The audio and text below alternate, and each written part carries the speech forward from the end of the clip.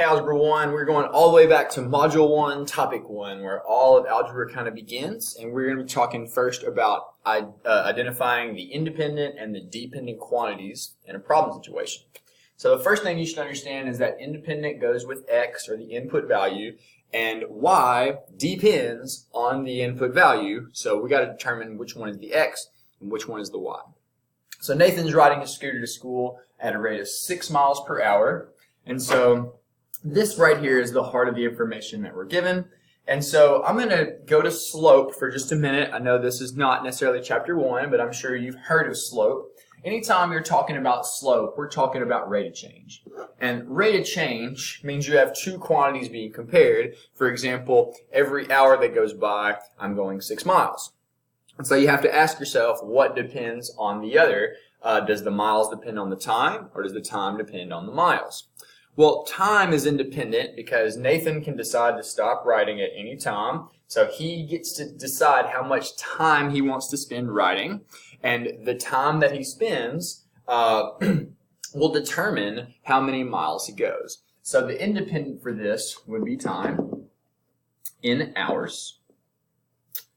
And the miles is more of a distance concept. So the distance is going to be the dependent because it depends on how long you ride. So again, thinking about the slope formula for a minute. Slope is y minus y over x minus x. And that's why I drew this line over the word per, because it's like the y goes with the miles and the x goes with hours. So if you start connecting that, it really makes sense with the language being used.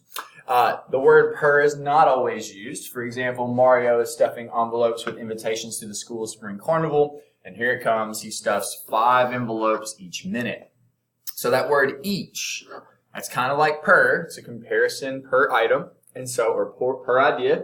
So 5 envelopes, that's your change in y, over your change in x for the minutes. And so if I was going back to determine again, what would you call, sorry, I'm having that highlighter there. What would you call the independent? Well, time is so often the independent, but this one's in minutes. Because again, Mario gets to determine how long he's going to sit there and stuff envelopes. But the number of envelopes, but the number of envelopes that he can ultimately do depends on the time that he puts in. So the number of envelopes depends on the time. So give the next one a shot, and let's start talking a little bit about the 5 function families.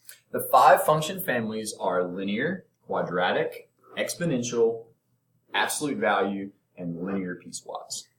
These aren't the only functions that you'll ever learn about. These are just the main ones in Algebra 1. So I'm going to talk real quickly about these. When it's linear, that means x is to the first power, and that means that whatever direction the graph is going, it's really only going in one direction. For example, if it's a positive graph, it's going only up forever, or maybe if it's negative, it's going down one direction forever. Well, the next one would be quadratic. Quadratic has maybe 2 directions. If it's positive, they're both facing up, so maybe it goes down and then back up. Or if it's a negative quadratic, maybe it's going up and then down, but again, 2 ultimate directions. And it's the same when you go to x to the third. X to the third would be 3 directions, or x to the fourth would be 4 directions, and that's more going towards all the Algebra 2 functions that you learn about next. Exponential is when x is an exponent. And when x is an exponent, the value that is the base, for example, 2 is the base, or 1/2 is the base, when that number is greater than 1, you will see it grow over time as like an exponential curve growing. Population serves in this way. Money and interest also is exponential and acts this way. If that number is less than 1, you're going to see it go down over time, meaning that's decay. But we're talking about a curve that goes in one direction forever and ever and ever. Absolute value, V, that's how I help students remember that you are talking about a V-shaped graph if it's absolute value. Maybe it's facing up if it's positive, or down if it's negative. And then the last one, which can be kind of complicated because it's literally several different functions put together and creating one graph that's kind of in pieces. Maybe it's going up, then it becomes steeper, then it comes down, then it goes back up. All of these are several graphs being pieced together based on different possible times that x is involved. Like the domain could be different in different places. So this is all about identifying which one is going on. So the first one looks a lot like an exponential curve. And because this value is going up over time, we're going to call that growth. And so looking at number 2, this one's going down forever, but it's acting like a line. But we don't call it a line, we call it linear. So I'm going to help you build the equation for this. A huge part of Algebra 1 is being able to look at an equation for a line and graph it, or maybe look at a graph and be able to tell what the equation would be. So y equals mx plus b is the equation form of a line. First thing I want to look for is that y-intercept. Where does it cross the x-axis? And for this, it looks like it's crossing at positive 2. The next thing I start looking at is how do I get from one point to another, thinking about the rise over run. What would the slope be? Now, it looks negative because it's going down forever. And if you really notice, it looks like it's going down 1, right 2, down 1, right 2, forever and ever and ever. So that means that my slope would be negative 1 over 2 x, negative 1/2 x plus 2. So use what I talked about in the last few minutes to attempt 3 and 4 and 5 and 6. Let's talk about linear functions, linear absolute value functions, equations like quadratics and exponential. How can you identify these based on looking at the equation? And this is a very important skill in math. So you always want to lock in on the x value, and you really want the biggest power available. So I know that the first one has x in 2 different places, but x squared, that power is greater than the second one. 2 is greater than 1. And so I really want to think, okay, well, quadratic means I have x squared as the dominating part of the graph. It's positive 2x squared, so I know that it's facing up.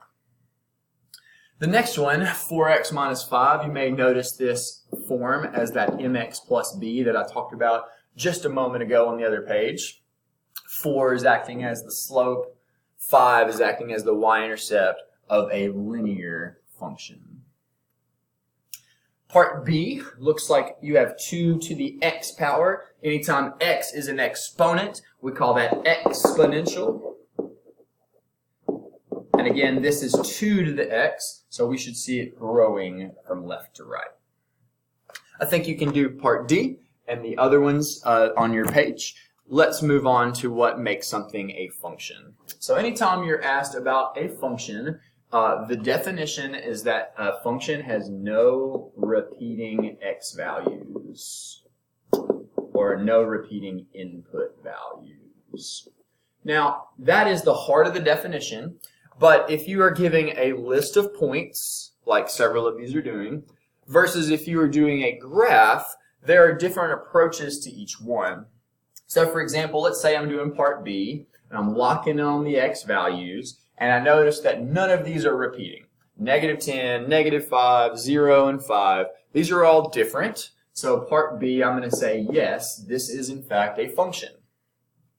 Similar in part E, instead of it being in a table, it's just a list of the points next to each other. And so I really want to lock in on all the x values. 1, negative 2, negative 1, positive 1.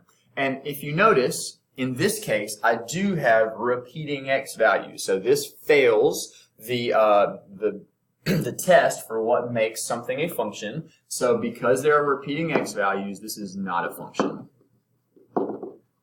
Now this is used a lot in engineering and programming to make sure that a machine's input is mapped to only one other output.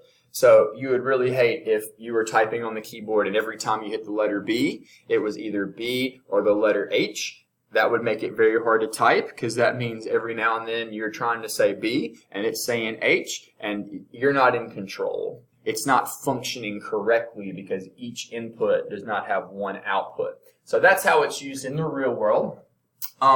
Let's talk about if you were looking at a graph. So we have two potential graphs here. The first one, what we do for graphs is we draw a vertical line and we try to see if at any point there is more than one crossing point on the graph. So for the first one, there's really no place where it crosses more than one time. So that means it's passing what's called the vertical line test. And this is basically trying to test for this idea of repeating x values. So because the first one passes the vertical line test, yes, this one is in fact a function.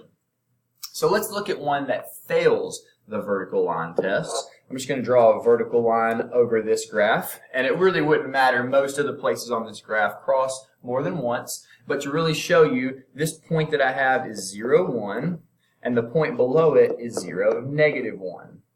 And so hopefully you are kind of locking in on the fact that those x values are in fact repeating just like they did when we were looking at the list of individual points. So this one fails the vertical line test, and it is also not a function. So go ahead and try F and any other problem that you may have where you're determining a function or not. And let's take a look at the next section, which I believe is function notation. So function notation is a way of building equations that have a name. So for example, this one is g of x. G is its name. And x represents the input variable. So it could be g of n if the variable is n in the equation. But this is basically a form of input-output. So it gives us g of x is negative x plus 2. And then they basically tell us that x equals negative 1. But the way they do it is they put that value in parentheses. So that means we need to replace negative 1 in the problem. So negative 5x plus 2 is really negative 5 times negative 1 plus 2. And now we're going to multiply those together. It gives us 5, and then that ultimately gives us 7. So another one, take g of negative 2. So we're plugging in another negative value. Negative times a negative, and this one gives us positive 10. And then that results in 12. So go ahead and try those other two, and let's look at number 3. Number 3 is quadratic, meaning that x is being squared. It's very important that if you're using a calculator to plug in negative numbers that are being squared, that you put that value in parenthesis with the 2 on the outside, or you will not calculate it correctly. So I'll do part A. X is in 2 places, so I am plugging in negative 4 for both the first position, negative 4 squared, and then where it says 4x, I also want to plug in that negative 4, and then we're going to start figuring out what all this calculates. So negative 4 squared, negative 4 times negative 4, that is positive 16. 4 times negative 4, well, that comes out to be negative 16. So 16 minus 16 gives us 0, and 0 minus 1 is negative 1. So you can try these as well. Plug in 8, negative 1, and 1. I'll do number 4 on that very last one, 3x squared minus 5x. So I'm really wanting to plug that negative 1 into both positions. Now you really want to follow the order of operations, understanding what to do first. So the first thing I want to lock in is this parenthesis that has an exponent on it. Negative 1 squared, that's negative 1 times negative 1. That would come out to be positive 1. That multiplies by 3 to get positive 3. Negative 5 times negative 1 gives you positive 5, and those add together to be positive 8. So make sure that you don't multiply 3 in and then use your exponent, because you'd be using the order of operations out of order there. All right, last minute here, going to plot a few points for you. X and Y are given in ordered pair form. So let's start by finding where X is 6, going right, and where Y is negative 4, going down. So that point would be right here, going right 6 and down 4. Now be careful with 0, 5. 0, 5 means X is 0, no left or right at all, and 5 is positive, so that means I'm only going up 5 for that point there. So give that a shot, turn in your work, and good luck on your retake.